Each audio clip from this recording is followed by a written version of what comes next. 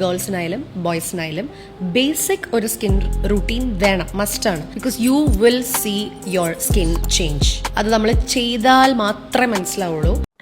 Hi, നമ്മളെപ്പോഴും നമ്മുടെ കസ്റ്റമേഴ്സിനോട് suggest ചെയ്യാറുള്ളതാണ് ഈ കാര്യം. സ്കിൻ കെയറിൽ വളരെ വാലിഡ് ആയിട്ടുള്ള കുറച്ച് പോയിന്റ്സ് ആണ് ഇവർ പറഞ്ഞത്. സ്ത്രീ ആയാലും പുരുഷനായാലും അവർക്ക് ബേസിക് ആയിട്ട് ഒരു സ്കിൻ കെയർ റുട്ടീൻ വേണം. അപ്പൊ ബേസിക് സ്കിൻ കെയർ റുട്ടീനിൽ എന്തൊക്കെയാണ് ആവശ്യമുള്ളത് അത് നമുക്കൊന്ന് നോക്കാം. ഏറ്റവും ആദ്യം വേണ്ടത് ക്ലിൻസർ ആണ്.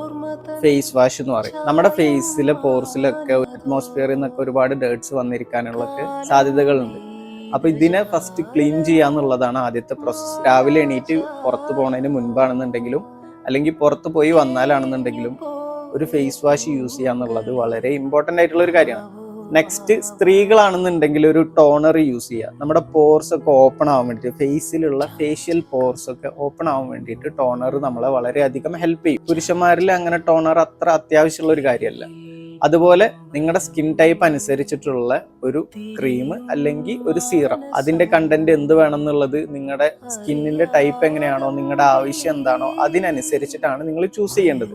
അതുപോലെ വേണ്ട മറ്റൊരു കാര്യമാണ് മോയ്സ്ചറൈസർ. അത് ഓയിലി സ്കിൻ ആയിക്കോട്ടെ, ഡ്രൈ സ്കിൻ ആയിക്കോട്ടെ, സെൻസിറ്റീവ് സ്കിൻ ആയിക്കോട്ടെ, ഏത് ടൈപ്പ് സ്കിന്നുള്ള ആളുകളാണെന്നുണ്ടെങ്കിലും മോയ്സ്ചറൈസർ അത്യാവശ്യം. അതുപോലെ വേണ്ട വളരെ ഇമ്പോർട്ടൻ്റ് ആയിട്ടുള്ള മറ്റൊരു സാധനമാണ് സൺസ്ക്രീൻ എന്ന് പറയുന്നത്. ഈ 4 കാര്യങ്ങൾ ബേസിക് ആയിട്ട് ഒരു മനുഷ്യന് സ്കിൻ കെയർ റുട്ടീന് ഫോളോ ചെയ്യുന്നുണ്ടെന്നുണ്ടെങ്കിൽ അവർക്ക് അത്യാവശ്യമായിട്ടുള്ള ഒരു കാര്യമാണ്.